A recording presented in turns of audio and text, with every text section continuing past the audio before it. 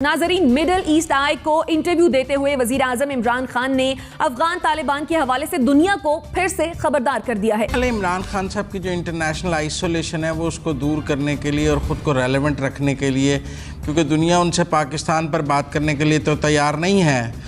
और वो तो हमने देख लिया है कि दुनिया की बड़ी ताकतों ने, चीन के सदर भी उनसे नहीं बात करना चाहते 20 माह से, अमेरिका के भी नहीं करना चाहते हैं, सऊदी अरब से भी कितने ताल्लुकात बंद है, सऊदी फॉरेन मिनिस्टर इंडिया से होकर चले गए हैं। और बाकी जो हमने पाकिस्तान की इंटरनेशनल डिप्लोमेसी है वो तो देख ली है।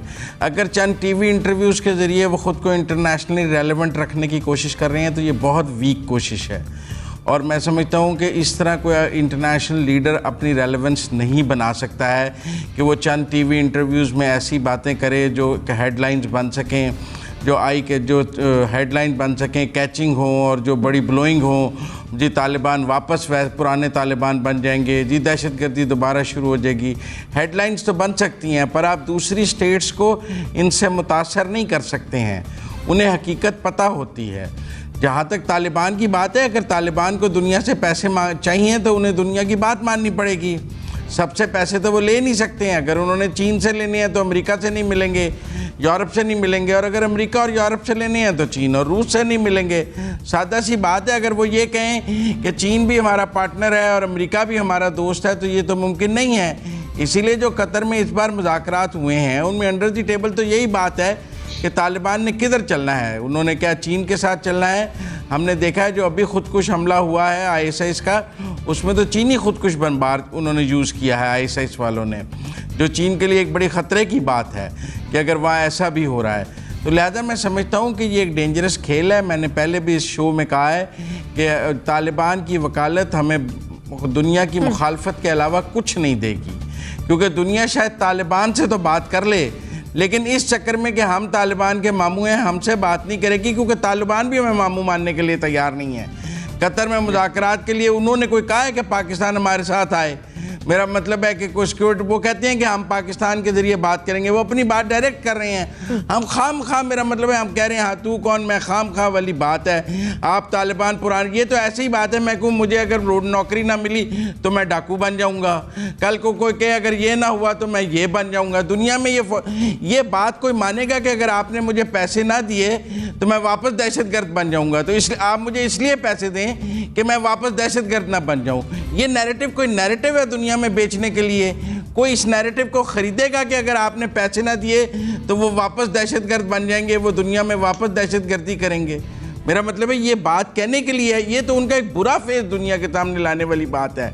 अगर उनका कोई अच्छा चेहरा लाना है तो पहले तो वो खुद ही लाएं, खुद कोई ऐसे काम करें जो दुनिया को नज़र आए कि तब्दीली वाले काम हैं। कोई एक खातून वज़ीर ही रख के दिखा दें, कोई ख़वातीन के तालीमी इदारों के दुनिया को टूर्स कराएं कि देखें हमारी लड़कियां पढ़ रही हैं। वहाँ तो कल भी ख़वातीन का जुलूस निकला हुआ था, उन्होंने भी वही काम शुरू किया जो पाकिस्तान में। उन्होंने उसकी कवरेज रोक दी है कि ख़वातीन का जुलूस निकले तो कोई उसकी कवरेज ना करे। जैसे हमारे यहाँ मुख्तलिफ़ चीज़ों की कवरेज बंद है तो हम शायद उनको यही सिखा रहे हैं कि आप मामले को हल ना करें, कवरेज बंद कर दें, इससे बड़ा मामला ठीक हो जाता है। मैं नहीं समझता it's a very good approach, it's going to be very counterproductive. भी थोड़ा सा तालिबान को रिप्रेजेंट करने के बजाय अगर पाकिस्तान को रिप्रेजेंट किया जाए और पाक US रिलेशन के ऊपर फोकस किया जाए तो ज़्यादा बेहतर होगा। उसकी वजह ये है कि हम मेरे ख्याल है काफ़ी लोएस्ट एब पे हैं इस वक्त। हमारी फॉरेन पॉलिसी ऑन पाक US रिलेशनशिप काफ़ी शैम्बल्स में है।